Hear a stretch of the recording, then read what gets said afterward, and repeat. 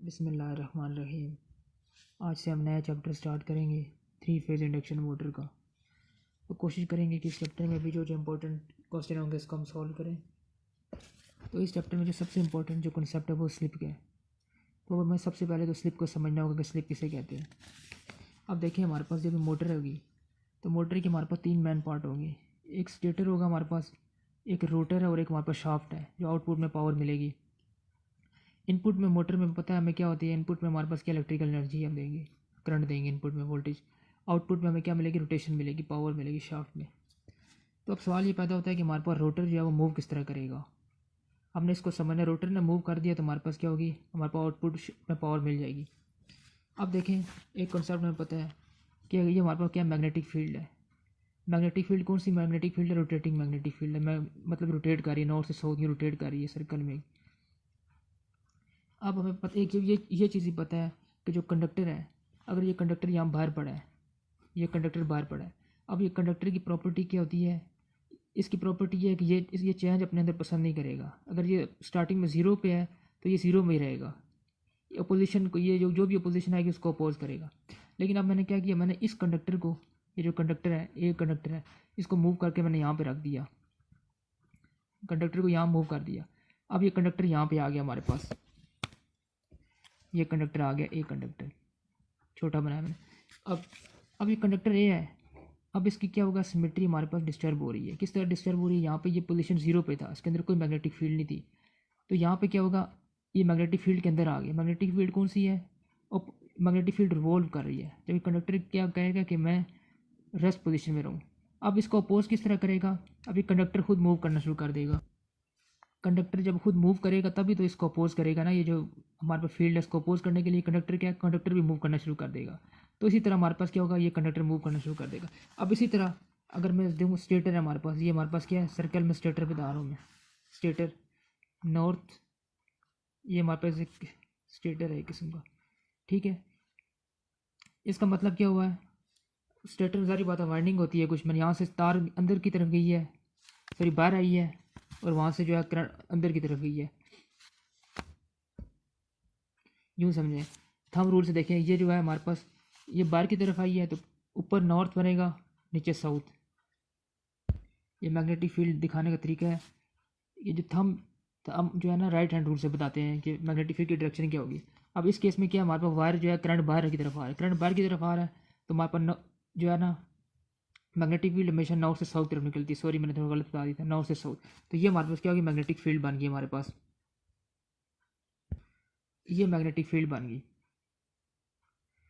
अब इसी तरह ये 3 फेज़ सप्लाई देंगे हम, तो ज़ाहिर बात है 3 फेज़ सप्लाई में क्या होगा, हमारे पास magnetic field rotating magnetic field होती है। इसी तरह अगर हम यहाँ पे करें, इस तरह वाइंडिंग कर दें, एक इस तरह की एक इस तरह की, अब क्या होगा, हमारे पास जो फील्ड है ये रिवॉल्विंग फील्ड होगी, मतलब नॉर्थ साउथ यूँ करके ये मैग्नेटिक फील्ड रिवॉल्विंग हो रही है। तो यूँ इस तरह कहूँ, इस तरह इस तरह इस तरह, इसके अंदर जो है ना, अगर मैं दोबारा नीट बनाऊँ मैं, तो ये जो हमारे पास स्टेटर है, ये हमारे पास एक किस्म का स्टेटर है। स्टेटर में क्या हो रहा है, हमारे पास रिवॉल्विंग मैग्नेटिक फील्ड जो हो रही है यहाँ पे, नॉर्थ साउथ एक समझाने के लिए, ठीक है, रिवॉल्विंग। अब मैंने क्या किया, अब मैंने एक और कंडक्टर लिया जिसे मैं क्या कहूँगा, रोटर कहूँगा, रोटर। अभी इस कंडीशन में रोटर हमारे पास क्या है, ज़ीरो पोजीशन में है, इसके अंदर कोई फ्लक्स चेंज नहीं हो रहा। ये जो भी फ्लक्स चेंजिंग को उसको अपोज करेगा, इस केस में कोई चेंज नहीं हो रहा। लेकिन अब मैंने क्या किया, मैंने इस रोटर को उठा के यहाँ पे रख दिया, ये मैंने रोटर रख दिया, रोटर। लेकिन अब देखें, अब इस केस में क्या था, स्टेटर हमारे पास मूव कर रहा है, स्टेटर की जो मैग्नेटिक फील्ड है मूव कर रही है, फ्लक्स मूव कर रहा है। तो अब रोटर को क्या करेगा, इसको अपोज करेगा। अब इसको अपोज किस तरह कर सकता है, रस में तो नहीं रहेगा, रस में तो अपोज नहीं होगा, इस पर फील्ड और बढ़ती जा रही है।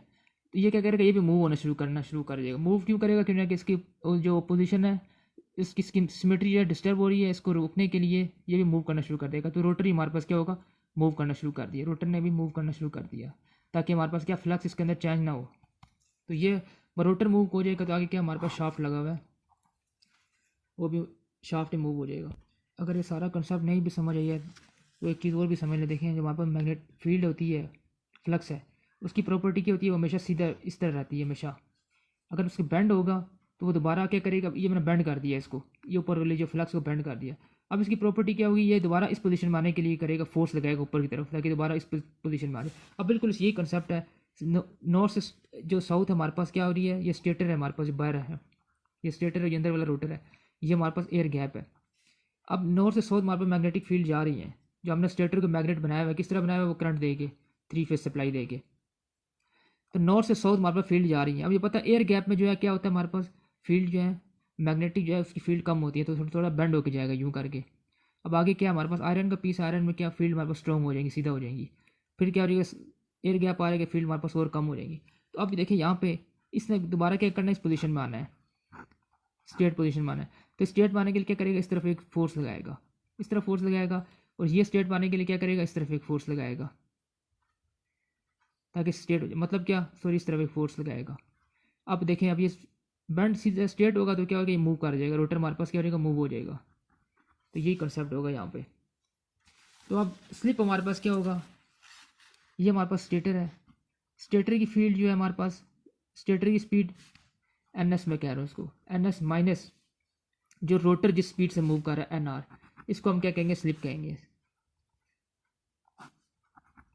परसेंटेज स्लिप को ये कहेंगे। मतलब अब ये समझिए कि जो स्टेटर की स्पीड है फ्लक्स की वो, और जो रोटर की स्पीड है उसे हम क्या कहेंगे, स्लिप कहेंगे। तो यही इस क्वेश्चन में आप देखें, पहला क्वेश्चन है the difference between the synchronous speed and the actual speed of induction motor is. एक तो हमारे पास सिंक्रोनस स्पीड है जो स्टेटर मूव कर रहा है, और दूसरा क्या है, रोटर मूव कर रहा है। इन दोनों के डिफरेंस को हम क्या कहेंगे, ये हमारे पास क्या हो जाएगा, स्लिप हो जाएगा। इसी तरह क्वेश्चन नंबर 2 में हमने क्या पूछा है, 3 phase 440 volt 50 R induction motor है, स्पीड ऑफ इतने आरपीएम की स्पीड से घूम कर रहा है। इफ द मशीन है 6 pole the percentage slip will be. अब परसेंटेज स्लिप भी हमने ऊपर से किया है कि परसेंटेज स्लिप का मतलब क्या होता है, स्लिप का मतलब क्या, N S minus N R. N S की हमारे पास जिस स्पीड से स्टेटर मूव कर रहा है फ्लक्स वो, और जो एन आर स्पीड है रोटर मूव कर रहा है वो स्लिप होगी। परसेंटेज स्लिप किस तरह निकालते हैं, इसको डिवाइड बाय एन एस कर देंगे, मल्टीप्लाई बाय 100। तो ये स्लिप हमारे से पूछेगी, ये स्लिप क्या होगी। तो स्लिप निकालने का तरीका क्या है, सबसे पहले तो हमें एन एस बताना पड़ेगा। ये स्टेटर की स्पीड है, स्टेटर की फ्लक्स की स्पीड है एन एस, वो होगी, और रोटर की होगी, तो हमारे पास क्या हो जाएगा, एन एस आ जाएगा। तो एन एस का सिंपल फार्मूला हमारे पास क्या होता है, 120 एफ इंटू पी। अब देखिए हमारे पास फ्रीक्वेंसी भी दी हुई है, फ्रीक्वेंसी कितनी है, 50 है, और पोल भी 6 है। यहाँ पे देखें 50 हर्ट्ज है और 6 पोल है हमारे पास। तो यहाँ ये हमारे पास क्या आ जाएगा, स्टेटर की एन एस आ जाएगा, एन एस। तो यहाँ से कैलकुलेट करेंगे तो 1000 आरपीएम आ जाएगा हमारे पास। और दूसरा एन आर तो गिवन है हमारे पास, इंडक्शन मोटर है स्पीड ऑफ 950 आरपीएम, जो एन आर हमारे पास क्या है, 950 आरपीएम। तो अब हमें क्या करना है, सिंपल इस फार्मूले में पुट कर देना है हमारे पास, एन एस की 1000 माइनस 950 इंटू 950, सॉरी 1000। तो अब ये आप जो कैलकुलेटर में रखेंगे तो इसका आंसर जो हमारे पास सिंपल आ जाएगा 0.5% हमारे पास इसका आंसर आ जाएगा। अब इसी तरह ये क्वेश्चन नंबर हमारे पास क्वेश्चन नंबर 3 है। इसमें हमसे क्या पूछा है, 3 phase 440 volt 50 hertz induction motor है, slip of 3% the frequency of rotary EMF will be. तो इसका फार्मूला तो सिंपल है हमारे पास, लेकिन थोड़ा सा प्रूव करते हैं यहाँ आया किस तरह। देखें अभी हमने समझा है कि हमारे पास क्या है, स्टेटर है और रोटर है। स्टेटर का फ्लक्स चेंज फ्लक्स है, ये हमारे पास नॉर्थ साउथ एक चेंजिंग फ्लक्स है। अब चेंजिंग फ्लक्स है तो रोटर कंडक्टर क्या करेगा, इसको अपोज करने के लिए क्या करेगा, भी मूव करना शुरू कर देगा। तो हमारे पास जो स्लिप आई थी वो हमारे पास क्या थी, स्लिप एन एस जो स्टेटर की स्पीड होगी फ्लक्स की, और माइनस एन आर, ये हमारे पास क्या होगी, स्लिप आ गई थी। ये रिवोल्यूशन पर मिनट में थी हमारे पास आरपीएम में। तो अब इसी को अगर मैं आरपीएस में करूँ, रिवोल्यूशन पर सेकंड में करूँ, तो क्या आ जाएगा, N S minus N R divided by 60 RP second. इसका मतलब क्या हुआ कि हमारे पास ये जो रोटर है इसकी फ्रीक्वेंसी इस फ्रीक्वेंसी से ये मूव कर रहा है, N S minus N R, और इस फ्रीक्वेंसी से रोटर हमारे पास मूव कर रहा है। तो ये किस्म की क्या आ गई, वहाँ की हमारे पास फ्रीक्वेंसी आ गई एफ आर, जो रोटर फ्रीक्वेंसी है विद रिस्पेक्ट टू स्टेटर। इन्होंने देखे ना, अगर ये 1000 में मूव कर रहा है, ये अगर 90 में मूव कर रहा है, 900 में, तो उसकी स्पीड क्या होगी रोटर की, टोटल 1000 माइनस 900, 100 की स्पीड से ये चीज़ है, ये फ्रीक्वेंसी आ जाएगी इसकी। और दूसरा हमें स्टेटर का, जब स्टेटर की फ्रीक्वेंसी निकालनी है तो उसका किस तरह होता है हमारे पास पता है हमें, N S 120 F by P. ये फार्मूला है हमारे पास स्टेटर की फ्रीक्वेंसी निकालने के लिए। तो हम क्या कर रहे हैं इस क्वेश्चन में, हम जो पोल हैं वो 2 पोल ले रहे हैं, तो हम क्या कर लेंगे एफ एस एन एस इसी तरह आ जाएगा। यहाँ पे 2 पोल लेंगे तो 60 आ जाएगा, तो डिवाइड बाई 60 हर्ट्स आ गई हमारे पास। तो हमने क्या किया, जो क्वेश्चन 1 है क्वेश्चन 2 को डिवाइड कर दिया, F R into F S, इसको डिवाइड करेंगे तो हमारे पास क्या आ जाएगा, N S minus N R 60 multiply by 60 into N S. तो अब देखें ये हमारे से कट जाएगा, तो हमारे पास क्या आ जाएगा, F R into F S. अभी हमने किया है कि ये जो हमारे पास स्लिप का जो फार्मूला होता है वो क्या होता है, N S minus N R into N S. तो ये वही चीज़ बन गई, तो हमारे पास क्या आ जाएगी, स्लिप आ जाएगी। तो एफ आर हमारे पास रोटर की फ्रिक्वेंसी क्या हो जाएगी, एस इंटू एफ एस। जो सप्लाई फ्रिक्वेंसी है उसको हम स्लिप से मल्टीप्लाई कर देंगे तो हमारे पास रोटर की फ्रिक्वेंसी आ जाएगी। तो बिल्कुल ये चीज़ यहाँ पे देखें, the frequency of the rotor E M F will be, F R पूछा है हमारे पास क्या होगा, स्लिप भी गिवन है हमें और सप्लाई फ्रिक्वेंसी 50 हर्ट्ज भी गिवन है। तो क्या करेंगे, सिंपल इसको मल्टीप्लाई कर देंगे, 0.03 मल्टीप्लाई बाय 50, तो इसका आंसर हमारे पास क्या आ जाएगा, 1.5 इसका आंसर आ जाएगा। तो यही हमें क्या है गिवन है, 1.5 हर्ट्ज। अब ये क्वेश्चन नंबर 5 में हमसे क्या पूछा है, if an induction motor 5% change in supply voltage will cast torque variation of above. इसको थोड़ा मैथमेटिकली से हम सॉल्व करेंगे। तो जो टॉर्क का फार्मूला है हमारे पास इंडक्शन मोटर में, वो हमारे पास क्या होता है, वो सप्लाई फ्रिक्वेंसी के डायरेक्टली प्रोपोर्शन है। तो इसका मतलब क्या हुआ कि इसका डायरेक्टली प्रोपोर्शन है। अब पहले केस में क्या है, induction motor 5% change in supply voltage, अगर पहले केस में मैं 10 ले लूँ तो इस केस में टॉर्क हमारे पास क्या आ जाएगा, 100 आ गया हमारे पास। अब सेकंड केस में क्या होगा, इसका 5% चेंज हो गया हमारे पास, तो वीपी हमारे पास क्या हो जाएगी, 9.5, 5% चेंज हो गया। इस केस में 10% थी, अब 5% चेंज किया, तो अब इस केस में आप देखेंगे हमारे पास जो टॉर्क आएगा क्या, अगर 90.25 आ जाएगा। तो आप देखें अगर फुल वोल्टेज दे रहे हैं तो हमारे पास टॉर्क 100 है। अब इस केस में 90.25, तो कितना 10% रिड्यूस हो गया हमारे पास, तो यही है 10% जो रिड्यूस हो जाएगा हमारे पास। इसी तरह क्वेश्चन नंबर 7 में है, copper loss in rotor of induction motor. Copper loss पता हमें क्या होता है, आइस के रार होते हैं, वो किस फॉर्म में, हीट की अपीयर एज अ हीट। इसी तरह क्वेश्चन नंबर हम 8 को सॉल्व करेंगे। तो क्वेश्चन नंबर 8 में हमसे क्या पूछा है, the rotor E M F of 3 phase 6 pole 400 volt 50 hertz induction motor alternate at 3 hertz, the speed of the motor will be. तो हमने वही सबसे पहले क्या बनाना, डायग्राम बना लेनी है। ये हमारे पास क्या स्टेटर है, ये रोटर है, स्टेटर और रोटर, ठीक है। अब इसने क्या पूछा, the rotor E M F of 3 phase 6 pole 400 volt 50 hertz induction motor. जो हमारे पास स्टेटर है इसकी सप्लाई कितनी है, 50 हर्ट्ज है, और रोटर की कितनी है, 3 हर्ट्ज है। ये रोटर की हमारे पास 3 हर्ट्ज सप्लाई है, फ्रिक्वेंसी है। The speed of the motor, हमें क्या बताना है, हमें एन आर बताना है, एन आर की वैल्यू क्या होगी। अब सिंपल है, अब एन आर का हमने फार्मूला देख रखे क्या थे हमारे पास, slip N S minus N R into N S. तो यहाँ से हमारे पास क्या आ सकता है, एन आर आ जाएगा। अब एन आर कैलकुलेट करने के लिए हमें क्या चीज़ें चाहिए, एक तो हमें स्लिप का नहीं पता, स्लिप का पता होना चाहिए, और क्या एन एस का पता होना चाहिए। अब एन एस भी आ जाएगा हमारे पास, किस तरह, एन एस हमें पता है क्या, 120 एफ बाई पी, ये जो हमारे पास स्टेटर है उसकी क्या होगी। तो ये क्या हो जाएगा, 120 मल्टीप्लाई बाई स्टेटर की फ्रीक्वेंसी कितनी है, 50, और पोल क्या है हमारे पास इस क्वेश्चन में, 6 पोल है, 6। तो यहाँ से एन एस हमारे पास आ जाएगा, मैंने कैलकुलेट किया 1000 आ गया हमारे पास, एन एस 1000 आ गया। अभी भी हमारे पास स्लिप का गिवन है, स्लिप नहीं पता, स्लिप पता चलेगी तो हमारे पास एन आर आ जाएगा। तो स्लिप कैलकुलेट करने के लिए भी हमने पिछले क्वेश्चन में पूरा प्रूव किया था कि स्लिप किस तरह कैलकुलेट होगी। ये पता है, ये फार्मूला है, तो क्या हो जाएगा, F R S F S. तो यहाँ से हमें एफ आर भी पता है, एफ एस भी पता है, स्लिप आ जाएगी। स्लिप किस तरह आएगी, एफ आर हमारे पास कितनी है, 3 है, और एफ एस कितना है, 50 है। तो ये इसे सॉल्व करेंगे 0.06 आ गया।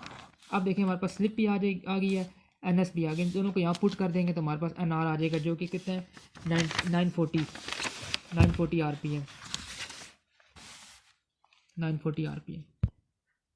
क्वेश्चन नंबर 14 में हमसे क्या पूछा गया है, एज लोड और इंडक्शन मोटर इंक्रीज, जब मोटर में लोड इंक्रीज होगा, तो इसको भी थोड़ा सा फार्मूले को समझ लें, इसका भी बड़ा प्रूव है। अब हमें पता है कि पावर फैक्टर किससे जो है वो हमारे पास पावर फैक्टर किससे ख़राब होता है हमारे पास इंडक्टेंस से।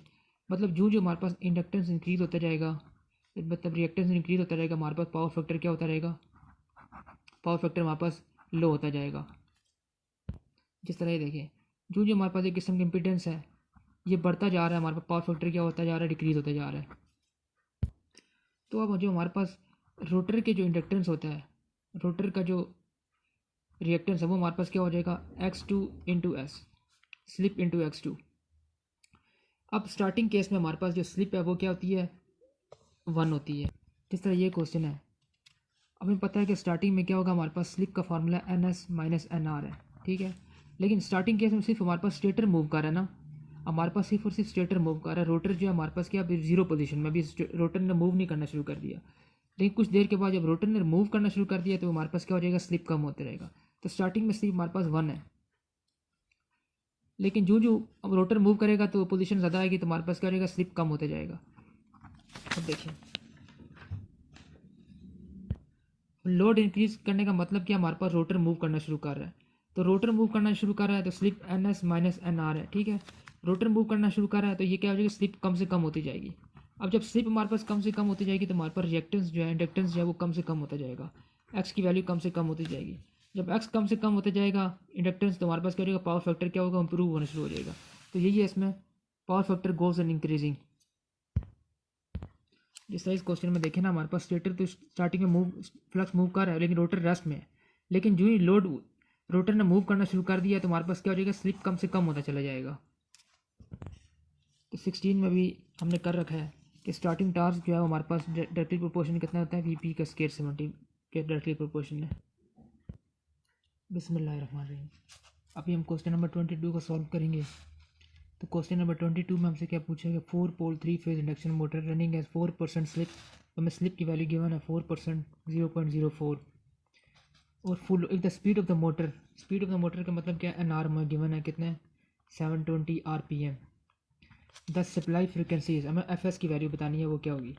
अब FS की जो वैल्यू है उसका सिंपल फार्मूला हमें पता है क्या है, NS से आएगी, सप्लाई फ्रिक्वेंसी से क्या होता है, 120 FS इंटू P। अब इस केस में हमें क्या नहीं पता, NS की वैल्यू नहीं पता।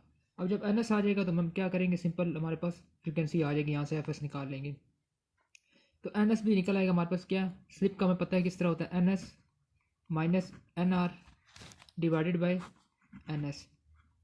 यहाँ से हमारे पास क्या आ जाएगा, NS आ जाएगा। किस तरह, स्लिप की वैल्यू हमें पता है 0.04 है, NS हमने मालूम करना है, माइनस NR की वैल्यू कितनी है, 720 इंटू NS। तो यहाँ से आप देखेंगे NS की वैल्यू जो हमारे पास आ जाएगी 748.8 आ जाएगी। तो हमारे पास NS भी आ जाएगा। इसके बाद क्या आएगा हमारे पास, NS 120 FS इंटू P। तो यहाँ से आप देखें FS की वैल्यू आ जाएगी 748.8, पोल हमारे पास कितने हैं, 4 पोल हैं, डिवाइडेड बाय 120। तो इससे हमारे पास वैल्यू कितनी आ जाएगी, 25 हर्ट्ज आ जाएगी। इसी तरह question number 21, when N1 is the synchronous speed and N2 is the actual speed of the motor, the slip is given by। तो ये 1 माइनस N2 बाय N1 क्यों है, देखें स्लिप का हमें पता है फार्मूला क्या होता है, NS minus NR into NS, ठीक है। तो अब इस केस में मैंने क्या किया, NS को डिवाइड कर ले दोनों तरफ से, तो क्या आ जाएगा, NS minus NR into NS, ठीक। अब क्या हुआ, ये हमारे से कट जाएगा तो क्या आ जाएगा, 1 माइनस NR इंटू NS। अब NR का मतलब क्या हुआ, स्टेटर के बाद आता है ना रोटर, तो इसे NR2 कर सकते हैं हम, 1 माइनस N2 बाई N1। यही देखें इसका आंसर है 1 माइनस N2 बाई N1। अब ये क्वेश्चन नंबर 25 है, इसको हमने पीछे किया हुआ है, तो इसका जो हमारे पास देखिए आंसर हमारे पास आया था, क्या आया था, ये आ रहा था कि रोटर की फ्रिक्वेंसी है वो किसके, स्लिप इंटू FS है। तो सारा हमने प्रूव भी किया था किस तरह आया है। अब ये जो क्वेश्चन नंबर है 26, इसको हम दो तरीके से सॉल्व करेंगे, एक फार्मूले से और दूसरा देखें, when a motor switch on the rotor frequencies.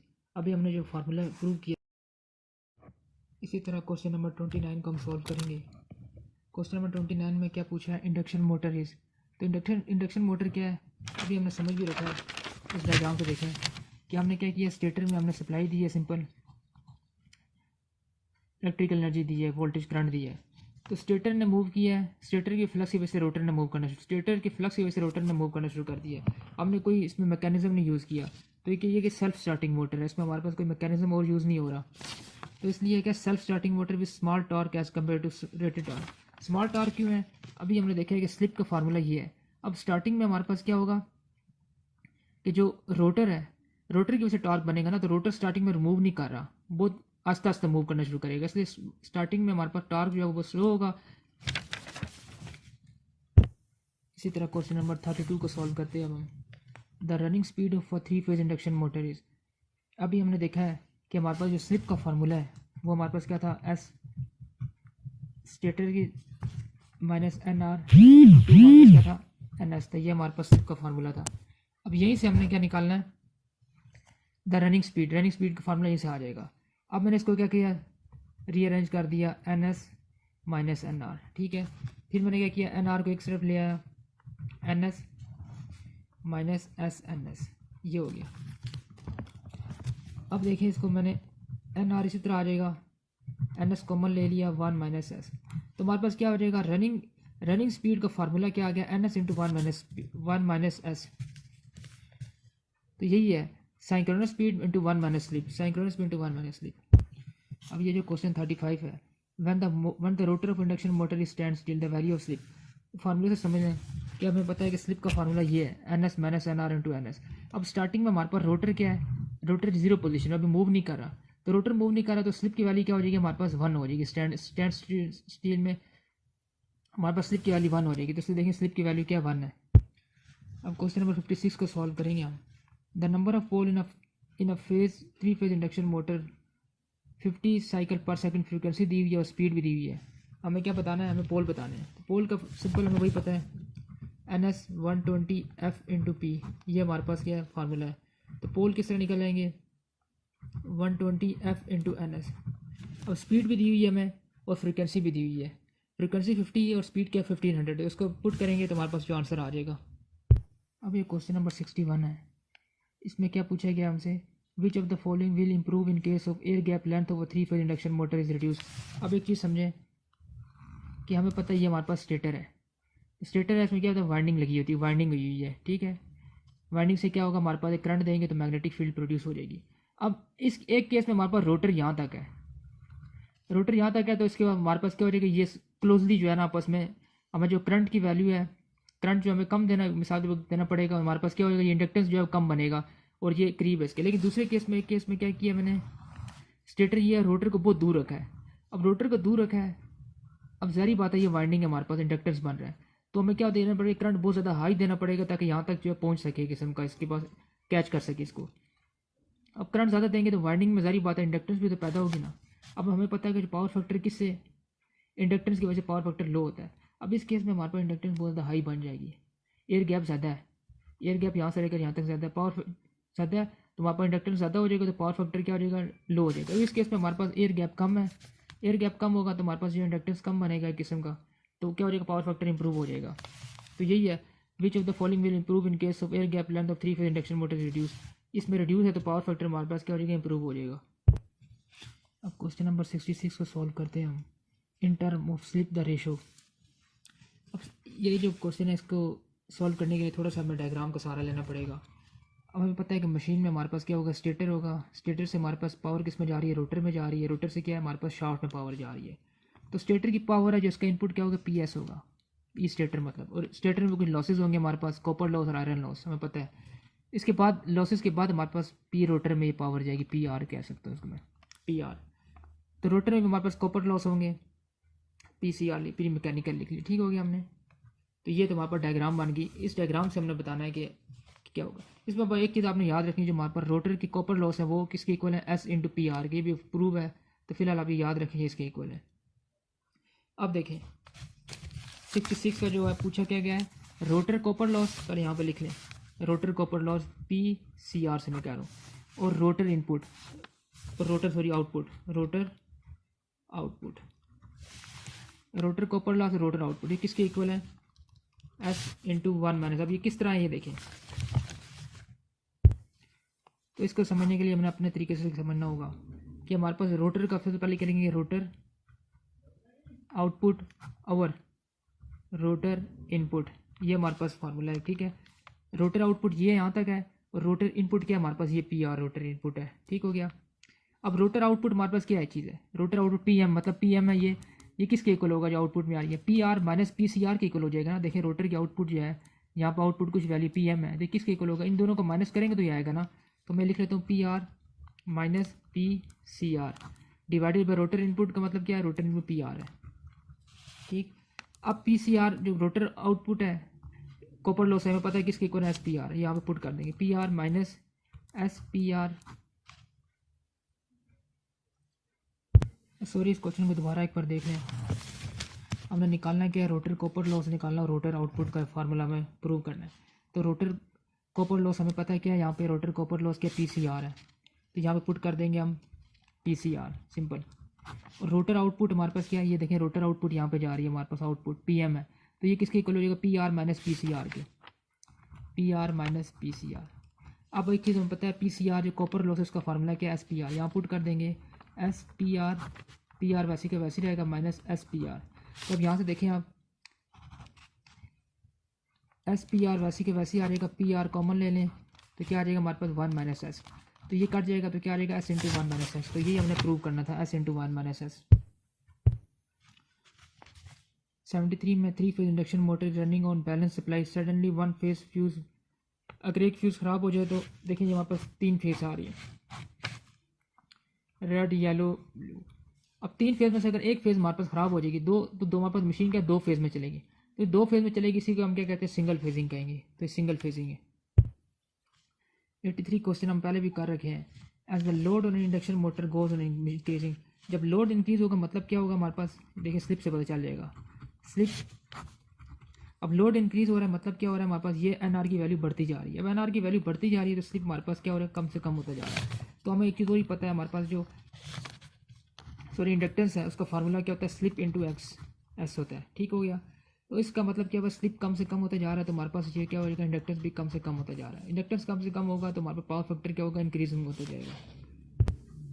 अब ये जो क्वेश्चन नंबर 85 है, in term of slip the ratio rotor copper loss और रोटर इनपुट, ये किसके इक्वल है, स्लिप के इक्वल है। किस तरह, अभी हमने पता है कि डायग्राम हमने बनाई है, स्टेटर है, रोटर और मैकेनिकल पावर है। अब स्टेटर की पावर पी एस है, रोटर की पावर क्या हमारा पी आर है, और ये पी मैकेनिकल है, ये P copper loss of rotor है। ठीक है, हमसे पूछा गया है रोटर कॉपर लॉस रेशो पूछी है, तो rotor copper loss P C R है, डिवाइडेड बाय क्या पूछा है, रोटर इनपुट पी आर पूछा है, ये किसके इक्वल होगा। अब रोटर कॉपर लॉस ये किसके इक्वल होता है, एस पी आर के इक्वल है, स्लिप इंटू रोटर, और पी रोटर पी आर लिखेंगे तो ये कट जाएगा तो क्या आ जाएगा हमारे पास सिपर स्लिप के इक्वल आ जाएगा। अब ये देखें, if the air gap of induction motor is increase, जब एयर गैप हम इंक्रीज करेंगे तो more ampere turn will be needed to produce same flux density in the air gap. अभी इस केस में देखें हमारे पास अभी ये कर रखा है, ये स्टेटर है, रोटर, इस केस में हमारे पास क्या, रोटर हमारे पास करीब है तो हमें एम्पेयर टर्न, हमें जो एम्पेयर है यहाँ पे कम देने पड़ेंगे इसको कैच करने के लिए। इस केस में क्या है, अगर ये दूर चले गया रोटर हमारे पास तो क्या होगा, हमें ज़्यादा से ज़्यादा फील्ड बनानी पड़ेगी, इसको एयर गैप मतलब एम्पेयर टर्न ज़्यादा से ज़्यादा बनाने पड़ेंगे हमें। 95 क्वेश्चन, इन 3 phase induction motor iron loss, iron loss का हमें पता है कि आयरन लॉस किस पे डिपेंड करते हैं, हमारे पास फ्रिक्वेंसी पे डिपेंड करते हैं। तो द रोटर निग्लिजिबल रोटर में क्यों होंगे, फिर वही देखें, एक फार्मूला भी हमने ड्राइव किया है, F rotor slip into F S है। ठीक है, तो अब हमें पता है कि स्लिप की वैल्यू है